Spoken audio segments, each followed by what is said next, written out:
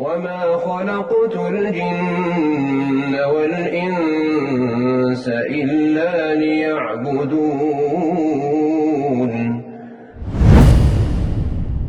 الحمد لله رب العالمين والعاقبة للمتقين ولا عدوان إلا على الظالمين وصلوات الله على نبينا محمد وعلى آله وصحبه أجمعين أما بعد. Dans la conférence du jour, nous allons aborder un des sujets les plus importants, un sujet qui concerne l'ensemble des humains, un sujet complexe et délicat dont la réussite demande beaucoup d'efforts, de patience et de persévérance. Ce sujet, comme vous l'avez compris du nom de cette conférence, est l'éducation des enfants. Effectivement, toute créature, au cours de sa vie, a été éduquée et à son tour deviendra éducateur. Seulement, l'éducation est un domaine extrêmement vaste qui ne se limite pas à l'enseignement direct. Plutôt, c'est un domaine qui englobe une diversité de facteurs influençant l'esprit, le comportement et la mentalité de l'éduqué. Une bonne éducation est la clé d'une vie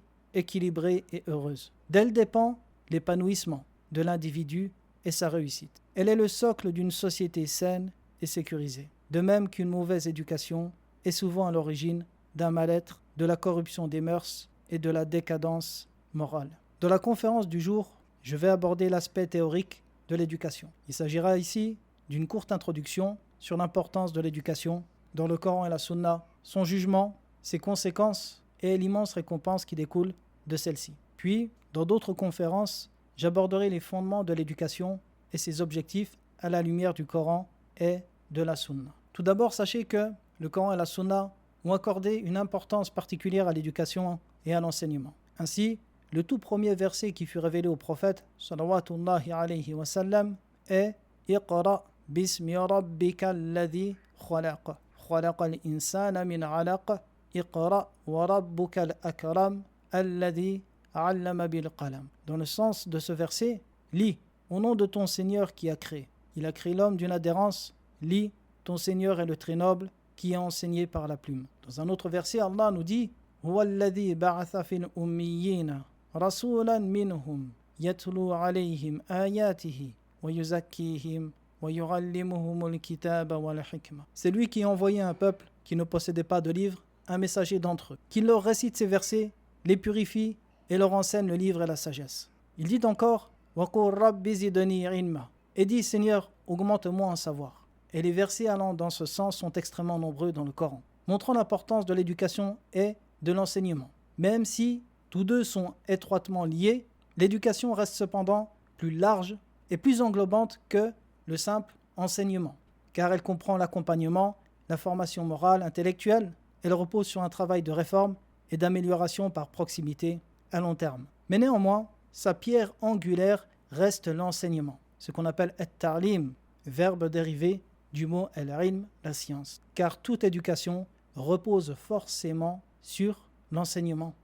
Parmi les textes montrant l'importance de l'éducation, la parole du prophète alayhi salatu wassalam, lorsqu'il dit « Ma nahala walidun waladan min nahlin afdala min adabin hasanin » Un père n'a rien donné de plus précieux à son enfant qu'un bon comportement. Hadith rapporté par Ahmed et At-Tirmidhi et authentifié par Sheikh al-Albani rahimahumullahu ta'ala. Il dit encore alayhi salatu wassalam Man ala thalatha banatin fa'addabahunna wa rahimahunna wa ahsana ilayhinna falahu al-jannah. Dans le sens de ce texte, celui qui prend en charge 3 filles, les éduque, leur montre de la miséricorde et se comporte bien envers elles, aura le paradis. Rapporté par Ahmed et At-Tabarani et authentifié par Al-Albani rahimahullahu ta'ala. Et les textes montrant l'importance de l'éducation sont extrêmement nombreux, qu'ils soient puisés dans le Coran ou dans la Sunna du messager d'Allah alayhi salatu wassalam. De même que le Coran à lui seul est un exemple de pédagogie éducative à travers la révélation. Effectivement, si l'on médite sur le Coran et les différents styles de révélation en lien avec les contextes historiques, politiques et la situation des musulmans, on remarque une pédagogie bienveillante et parfaitement adaptée à la réforme des âmes. Ainsi, à l'époque mécoise, au début de la révélation, le discours divin principalement adressé aux polythéistes arabes mettait l'accent sur les fondements de la foi, l'affirmation de l'unicité d'Allah, l'interdiction du polythéisme est la consécration exclusive du culte à Allah. À ce stade, très peu d'injonctions légales furent révélées, car l'objectif premier était la réforme intérieure, la purification des croyances et l'enracinement du tawhid dans les cœurs. Hormis certaines injonctions, certaines interdictions comme l'interdiction de l'injustice, la spoliation des biens d'autrui ou la négligence envers les orphelins, chose que les âmes saines étaient naturellement enclines à accepter, ce qui donna à ce discours empreint de sagesse et de miséricorde un impact profond dans les cœurs qui les attirait vers l'islam.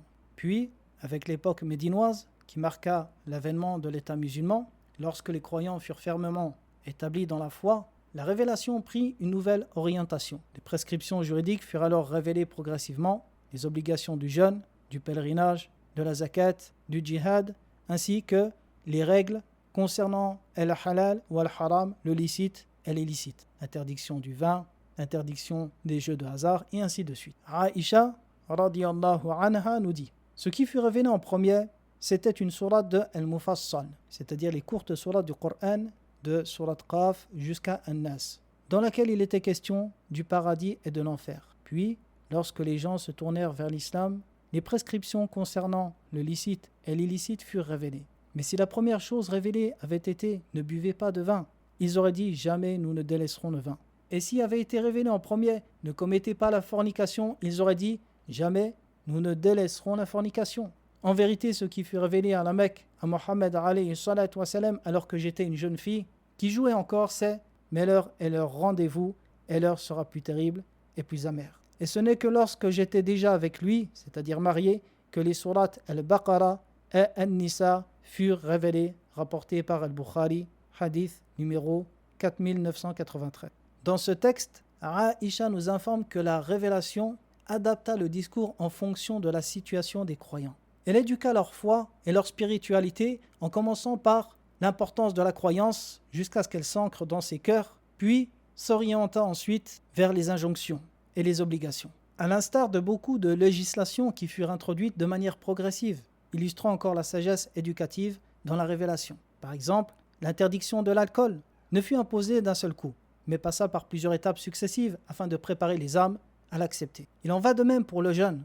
Le jeûne fut d'abord prescrit pour un seul jour, puis étendu à un mois en entier avec option offerte à ceux qui en avaient la capacité entre jeûner ou nourrir un pauvre pour chaque jour. Et ce n'est qu'ensuite que le jeûne du mois de Ramadan fut rendu obligatoire pour tous ceux qui en avaient la capacité physique. Voyez comment la législation a éduqué les croyants. Allah, dans son livre, relate un des plus beaux récits et exemples d'éducation parentale, le récit de Luqman et son fils. Lorsqu'il dit « وَإِذْ قَالَ لُقْمَانُ لِبْنِهِ وَهُوَ يَعِظُهُ يَا بُنَيَّ لَا تُشْرِكْ بِاللَّهِ إِنَّ الشِّرْكَ لَظُلْمٌ عَظِيمٌ » Dans le sens du verset, et lorsque Luqman dit à son fils « Ô mon fils, ne donne pas d'associé à Allah, car l'association à Allah est vraiment une injustice énorme. » Puis, 2 versets plus loin, « Ya bunay innaha in takun mithqala habbatin min khardalin fatakun fi sakhratin aw fi samawati aw fi al-ard ya'ti biha Allah inna Allah latifun khabir.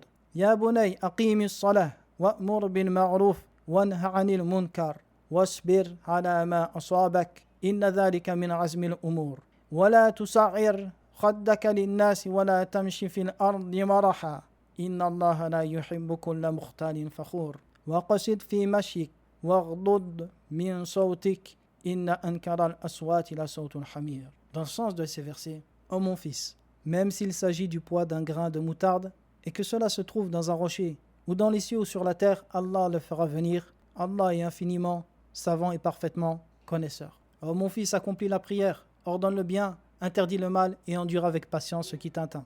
Telle est la résolution dans les affaires.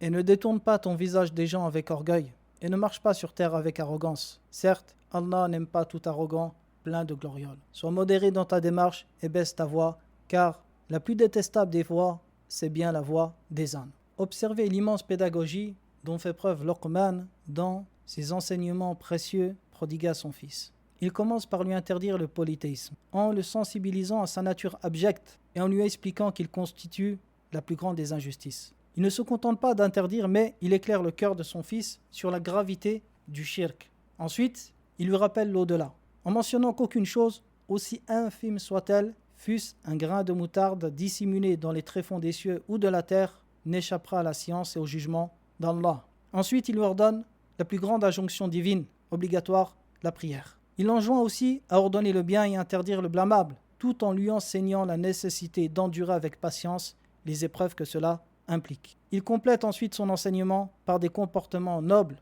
tels que l'humilité et la discrétion, en l'avertissant que l'orgueil est un caractère détesté auprès d'Allah. Ainsi, Luqman, dans son discours et son éducation, lie l'ordre à la raison.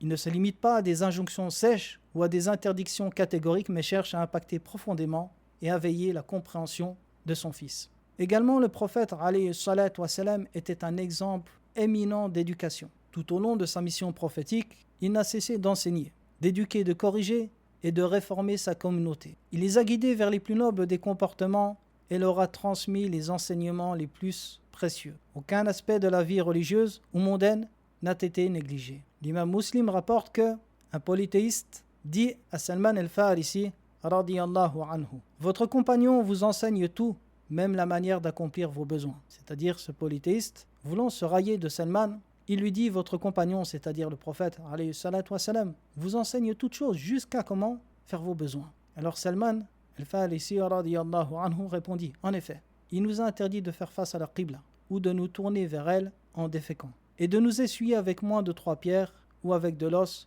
ou avec du crottin. Le prophète enseignait chaque chose à ses compagnons, alayhi salatu wassalam, jusqu'à la façon de dormir, de manger. Il dormait sur le flanc droit, il mangeait de la main droite. Il interdisait qu'on mange de la main gauche, il interdisait que l'on boive en étant debout. Il leur interdisait de s'asseoir de telle ou telle manière, et leur enseignait la bienséance dans chaque chose. Il faisait preuve de la plus grande pédagogie dans ses discours, alternant les styles selon le besoin. Tantôt, il répétait une information capitale, comme dans sa parole « Ad-dinu nasiha », la religion et le bon conseil. Il la répétait 3 fois. Tantôt, il utilisait la forme interrogative pour éveiller l'attention, en disant « Sais-tu quel est le droit d'Allah sur ses créatures et quel est le droit des créatures envers Allah ?» Et dans de nombreux hadiths, le prophète alayhi salatu wassalam employait cette méthode pédagogique. Tantôt encore, il commençait son discours par des paroles empreintes de miséricorde et de douceur, afin d'attendrir le cœur de l'interlocuteur, où il le prenait par la main pour capter son attention, comme il l'a fait avec Mu'adh. Mu'adh nous rapporte: le messager d'Allah alayhi salatu wassalam un jour prit ma main, puis dit: « Oh Mu'adh, par Allah, je t'aime. » Alors Mu'adh a répondu: « Que mon père et ma mère soient ta rançon au messager d'Allah, et moi par Allah, je t'aime. » Et ensuite le prophète alayhi salatu wassalam lui dit: « Je t'enjoins, Mu'adh, de ne jamais cesser de dire après chaque prière: Allahumma arinni ala dhikrika wa shukrika wa husni ibadatik. » Dans un autre hadith rapporté par Ibn Abbas, il dit, le prophète alayhi salatu wassalam lui a dit: Ya ghulam, ô jeune homme, je vais t'enseigner quelques paroles. Préserve Allah, il te préservera. Préserve Allah, tu le trouveras devant toi, jusqu'à la fin du hadith. Et dans un autre hadith rapporté par Abdullah ibn Omar, il dit: le messager d'Allah prit mon épaule et dit: sois dans ce bas monde comme un étranger ou un voyageur, rapporté par Al-Bukhari. L'imam al-Bayhaqi rapporte d'après Abu Hurayra radiyallahu anhu que le messager d'Allah alayhi salatu wassalam a dit: je fus envoyé pour parfaire les bons comportements. Ainsi, le prophète alayhi salatu wassalam enseignait et éduquait de la manière la plus parfaite, conjuguant la parole à l'exemple, contrairement aux rois et puissants de ce monde qui ordonnent sans appliquer ce qu'ils commandent, comme Allah dit dans son livre: laqad kana lakum fi rasulillahi uswatun hasanatun. Il y a certes en le messager d'Allah un excellent modèle à suivre. Deuxième chapitre. La responsabilité est un principe fondamental dans la religion.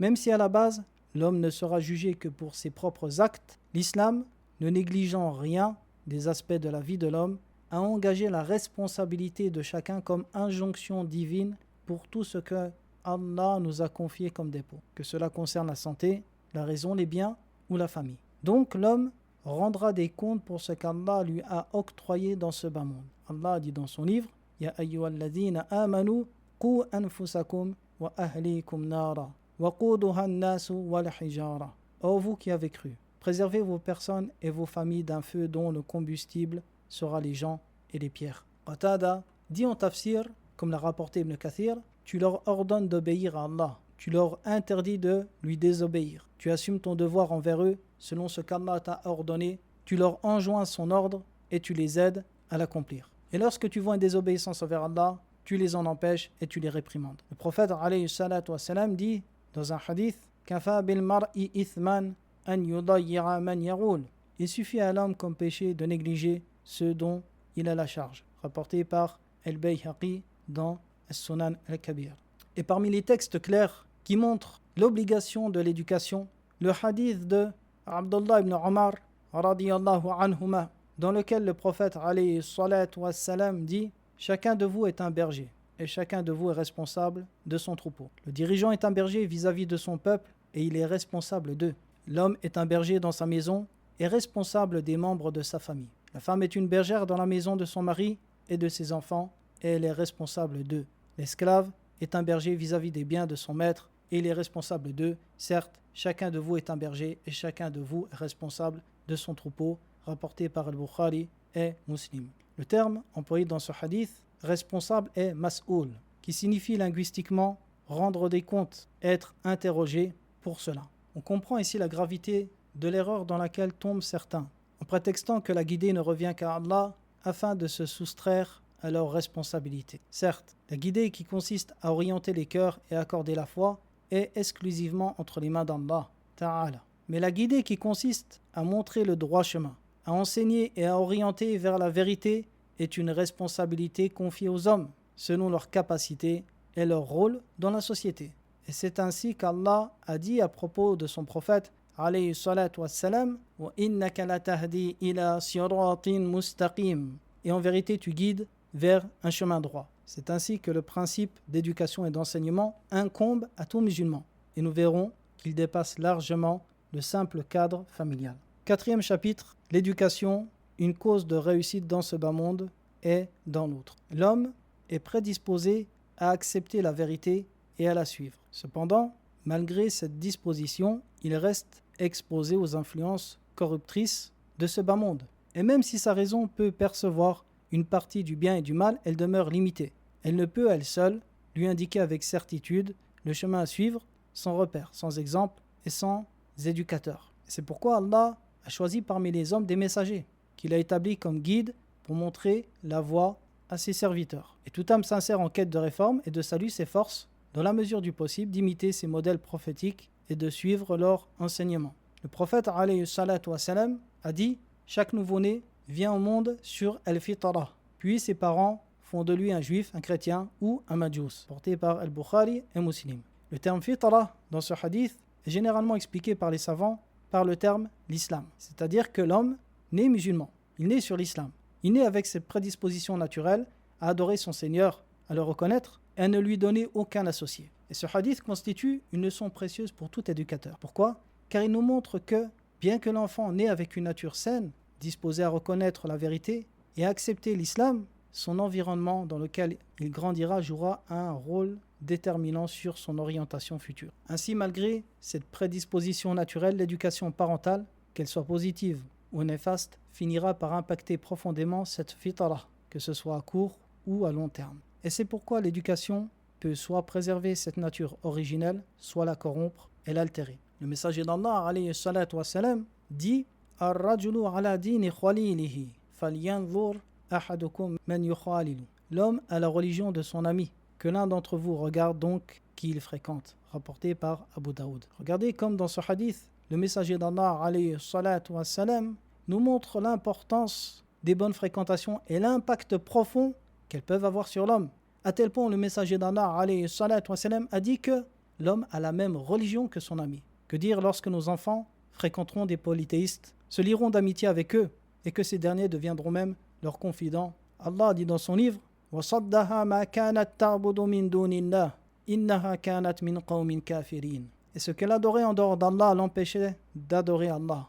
Elle faisait en vérité partie d'un peuple mécréant. Al-Barawi dit, en exégèse de ce verset, il dit Allah Ta'ala a informé qu'elle était issue d'un peuple qui adorait le soleil. Elle a donc grandi parmi eux et n'a connu que l'adoration du soleil. Regardez ici comme la reine de Saba, qui ensuite a embrassé la religion de Sulayman, alayhi salam, a vécu une longue période de son existence dans le polythéisme. Pourquoi ? Car elle avait vécu dans un environnement qui adorait un autre qu'Allah. Et c'est ainsi que l'environnement, la société, les amis et la famille influencent inévitablement l'éducation de l'homme. Et Et c'est d'ailleurs l'une des grandes sagesses que renferme la hijra, quitter un milieu mécréant et hostile à l'islam pour vivre dans un pays musulman où Allah est adoré seul et où son prophète alayhi salatu wassalam est aimé et suivi. Que dire lorsque nous vivons dans un environnement où le messager d'Allah alayhi salatu wassalam est insulté et détesté, dans un environnement où Allah est renié. Si nous observons les gens à travers le prisme de l'éducation et de leur environnement, nous pouvons les classer en plusieurs catégories. Premièrement, un enfant qui naît sur la fitra, comme tous les êtres humains, dont les parents assurent une éducation conforme à l'islam dans un environnement vertueux, une société musulmane saine. Ils vont l'élever dans l'islam, dans le bon comportement et dans les nobles valeurs. De même que son environnement tout entier, cette société, l'incite à suivre cette éducation. Sa fitra est alors préservée. Et pour lui, toutes les causes de la guidée sont réunies, même si la guidée, dans l'absolu, ne revient qu'à Allah. Deuxième exemple, son contraire.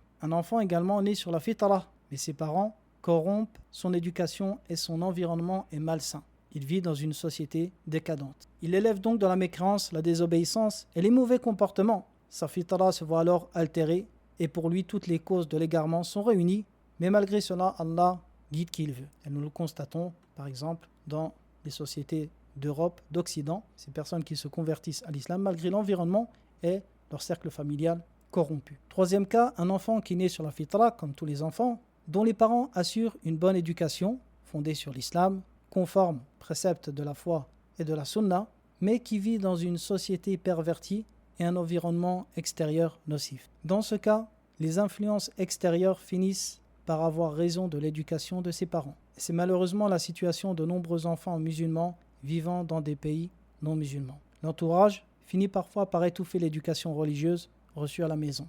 Et comme je le disais, c'est une des raisons principales pour laquelle la hijra fut légiférée. Tout cela nous montre que l'éducation est l'un des piliers les plus importants dans la construction de la personnalité humaine, dans son dogme et dans la stabilité à long terme d'une société. Car une société est forcément constituée d'individus et sa réforme commence à l'échelle individuelle. Allah dit « Inna Allaha la yughayyiru ma biqawmin hatta yughayyiru ma bi anfusihim » En vérité, Allah ne change pas l'état d'un peuple tant qu'il ne change pas ce qui est en eux-mêmes. Cinquième chapitre. L'éducation, une cause dont la réussite ne provient que d'Allah. Sachez qu'Allah nous a enseigné une leçon fondamentale à travers les exemples coraniques, du point de vue sociétal et familial. Il nous a enseigné que l'éducation n'est qu'une cause, mais que la guidance tout entière lui appartient. À l'exemple de Nuh, alayhi salam, dont le fils était mécréant. Allah dit dans son livre « وَنَادَى نُوحٌ إِبْنَهُ وَكَانَ فِي مَعْزِلٍ يَا بُنَيَّ إِرْكَبْ مَعَنَا وَلَا تَكُنْ مَعَ الْكَافِرِينَ » Et Nuh appela son fils qui se tenait à l'écart. « Ô mon fils, monte avec nous et ne reste pas avec les mécréants. » Et ceci lors du déluge. Et son fils répondit « قَالَ سَآوِي إِلَى جَبَلٍ يَعْصِمُنِي مِنَ الْمَاءِ قَالَ لَا عَاصِمَ الْيَوْمَ مِنْ أَمْرِ اللَّهِ إِلَّا مَعَ الرَّحِيمِ » Il dit « Je vais me réfugier vers une montagne qui me protégera de l'eau. » Nuh dit « Il n'y a aujourd'hui aucun protecteur contre l'ordre d'Allah, excepté celui à qui il fait miséricorde. » Regardez cet exemple. Nuh, un prophète, un des meilleurs hommes que la terre ait porté, alayhi salam, qui a certainement dispensé une des plus bonnes éducations à ses enfants, jusqu'au dernier moment, il oriente son fils et l'enjoint à suivre la bonne voie, en montant dans le bateau, mais Allah avait décrété qu'il périrait avec les transgresseurs. Ou encore, à l'instar de la femme de Pharaon et son mari. Allah dit dans son livre وَضَرَبَ اللَّهُ مَثَلًا لِلَّذِينَ آمَنُوا إِمْرَأَةَ فِرْعَوْنَ. Dans le sens du verset, Allah donne un exemple pour ceux qui ont cru la femme de Pharaon, qui était une femme pieuse, mais qui vivait dans l'environnement le plus hostile qui soit, avec un des plus grands mécréants que la terre ait porté. Ou encore, les femmes de Lot et de Nuh, alayhi salam. Allah dit dans son livre وَضَرَبَ اللَّهُ مَثَلًا لِلَّذِينَ كَفَرُوا إِمْرَأَةَ نُوحٍ وَامْرَأَةَ لُوطٍ. Et Allah donne un exemple pour ceux qui ont mécru la femme de Nuh et la femme de Lot, deux prophètes parmi les plus vertueux des hommes et deux épouses mécréantes. Également, le prophète alayhi salatu wassalam appelait consciencieusement son oncle Abu Talib à l'islam jusqu'à son dernier souffle, et pourtant il mourra sur la religion de ses ancêtres. Alors Allah révéla cet immense verset Innaka la tahdi man ahbabt walakinna Allaha yahdi man yasha. Tu ne guides pas celui que tu aimes, mais c'est Allah qui guide qui il veut. Et il y a dans ces versets d'immenses enseignements à méditer. Effectivement, bien que la situation familiale et sociétale de l'individu joue un rôle déterminant dans sa vie, Allah est capable de toutes choses et c'est lui qui guide qui il veut. Et c'est pourquoi, parmi les plus grandes causes d'une éducation réussie, une éducation conforme au Coran et à la Sunna, se trouvent les invocations. Allah nous a